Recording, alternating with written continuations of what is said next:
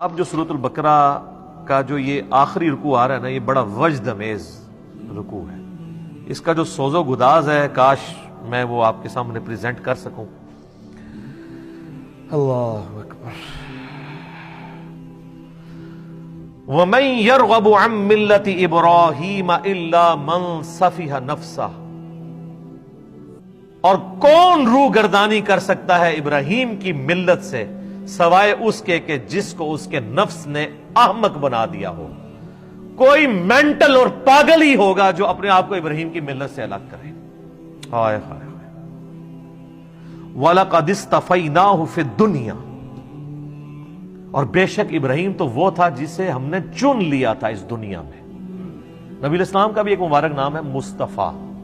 مصطفیٰ کہتے ہیں چنے ہوئے کو.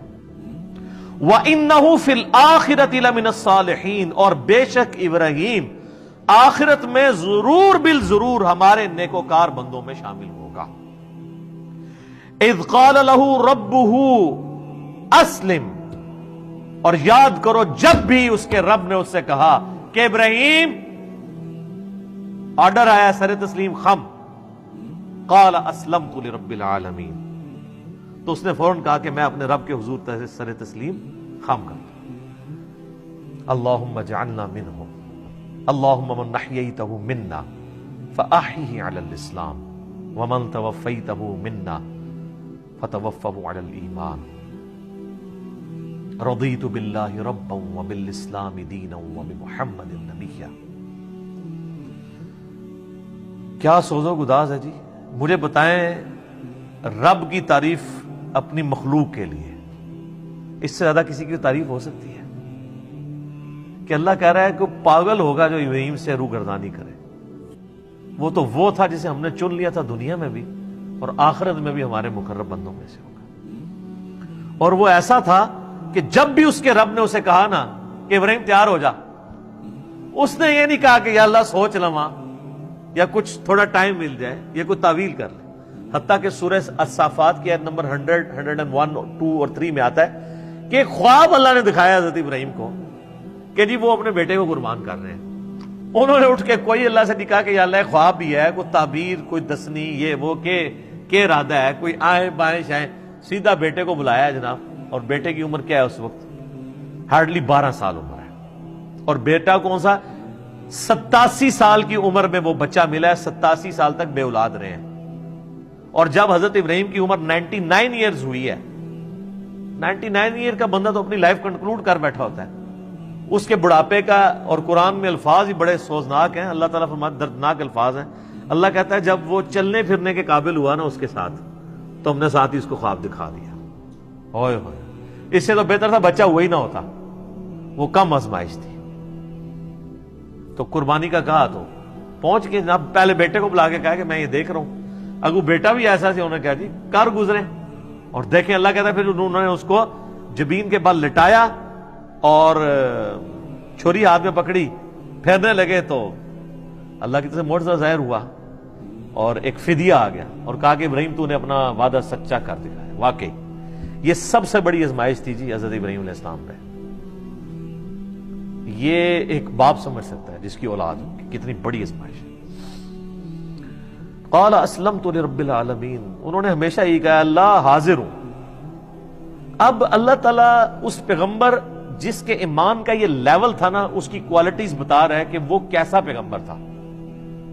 اس نے کس کمٹمنٹ کے ساتھ لائف گزاری ہے، اور اس کے بعد وہ جب موت کی طرف جانے لگا ہے تو اس نے اپنی اولاد کو کیا نصیحت کی ہے. کوئی پراپرٹی تقسیم کرنے کی، کوئی بینک بیلنس کی، کوئی یہ نصیحتیں نہیں ہیں. نصیحت کیا ہے؟ وَوَصَّى بِهَا إِبْرَاهِيمُ بَنِيهِ وَيَعْقُوبُ، اور وصیت کی ابراہیم نے اپنے بیٹوں کو اور یعقوب نے بھی اپنے بیٹوں کو. ابراہیم علیہ السلام کے 2 بیٹے تھے، اسماعیل اور اسحاق. اسحاق علیہ السلام کے آگے سے بیٹے تھے یعقوب، اور ان کے آگے 12 بیٹے تھے جن میں حضرت یوسف علیہ السلام بھی شامل ہیں. تو اللہ تعالیٰ ہمارا یہ دونوں پیغمبروں نے اپنے بچوں کو نصیحت کی اور کیا کہا؟ یہ موت کے وقت نصیحت ہو رہی ہے، وہ آگے ذکر بھی آ جائے گا کہ یہ نزع کے عالم میں وہ کہہ رہے ہیں یا بنیہ، اے میرے بچوں، ان اللہ اصطفیٰ لکم الدین، بے شک اللہ تعالیٰ نے چن لیا ہے تمہیں دین کے لیے. فلا تموتن الا وانتم مسلمون, دیکھنا تمہیں موت نہ آئے مگر اس حال میں کہ تم مسلم مرنا. اب آپ لاکھ کہتے رہے کہ یا اللہ میں تو بریلوی مرنا ہے. میں بھی خیر 2002 میں جب عمرے پہ گیا تو میں نے غلاف کعبہ پکڑ کے دعا کی تھی, یا اللہ مجھے بریلوی مارے. حالانکہ یہ دعا کرنی چاہیے تھی. تو دعائیں قبول نہ ہو تو پریشان نہ ہوا کریں, اس میں خیر ہی ہوتی ہے. حالانکہ ایک بریلوی ہے, دیوبندی ہے, اہل حدیث ہے, شیعہ ہے, سب کو یہ دعا کرنی چاہیے کہ اللہ مجھے موت نہ دینا مگر اس حال کے اندر کہ میں مسلم مروں.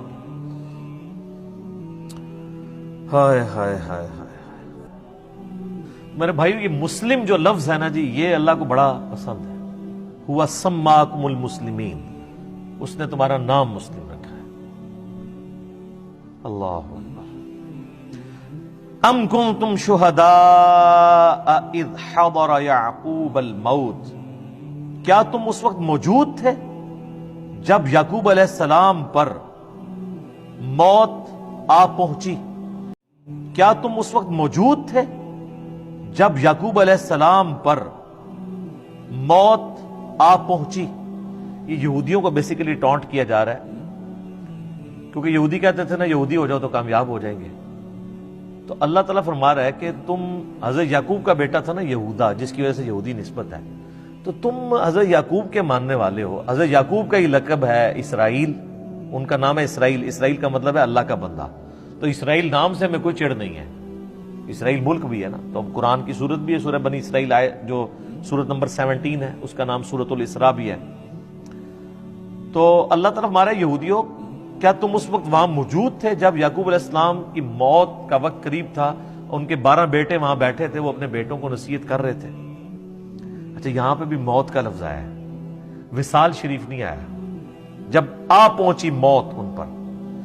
اذ قال لبنیہ, جب انہوں نے اپنے بیٹوں سے پوچھا, ما تعبدون من بعدی, بتاؤ میرے مرنے کے بعد تم کس کی عبادت کرو گے؟ ہائے ہائے ہائے.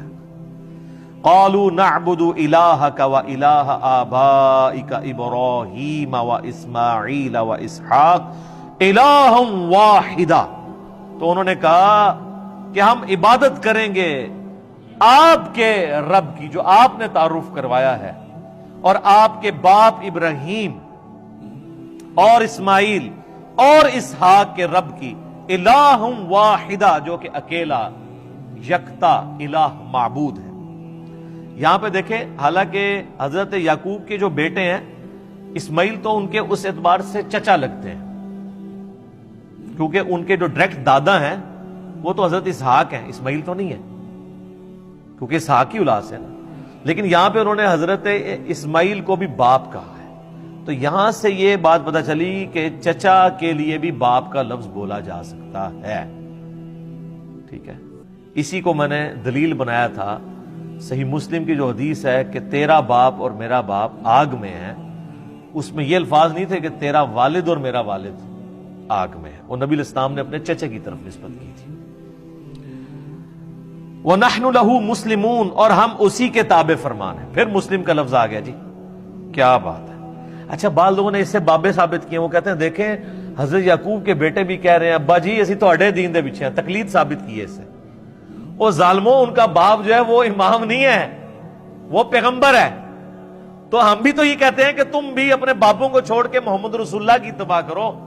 اس سے تقلید ثابت کی ہوئی ہے. تقلید کی یہ دلیل میں یہ آیت لے کے آتے ہیں کہ آپ ہمیں جناب بڑا تانا دیتے ہو کہ ہم اپنے آباء و اجداد کے دین کے اوپر ہیں. وہ ہم کیا کہتے ہیں, قرآن تو جگہ جگہ یہی کہتا ہے کہ جب کبھی بھی انبیاء نے دعوت پیش کی تو انہوں نے کہا کہ بل وجدنا علیہ آباءنا, ہم تو اس کی پیروی کریں گے جو ہمارے آباء و اجداد پہ نازل ہوا. تو اللہ فرماتا ہے تمہارے آباء و اجداد اگر گمراہ تھے تو گمراہوں کی پیروی کرو گے. تو یہاں پہ کہتے ہیں یہاں سے تقلید ثابت ہوئی. انہوں نے سیدھا سیدھا کہا کہ ہم اپنے باپ اور اپنے دادے اور اپنے چچا ان کے دین کے اوپر ہیں. تو سر یہ ان کا جو باپ ہے وہ بھی پیغمبر ہے, ان کا جو باپ ہے وہ بھی پیغمبر ہے, ان کا جو باپ ہے وہ بھی پیغمبر ہے, تو چچا بھی پیغمبر ہے. صحیح بخاری میں حدیث ہے, نبی علیہ السلام نے کہا, کیا بات ہے, کریم ابن کریم ابن کریم ابن کریم, یوسف بن یعقوب بن اسحاق بن ابراہیم. یعنی چاروں, پوری نسل جو ہے, ویسے تو آگے بھی چلتی ہے, یوسف کا باپ یعقوب، ان کا باپ اسحاق اور ان کا باپ ابراہیم علیہم السلام اجمعین۔ تلک امۃ قد خلت، یہ ایک بڑی عظیم امت تھی جو گزر چکی۔ ہائے ہائے، تم لوگ ان کے نام کے اوپر ہی کھا رہے ہو۔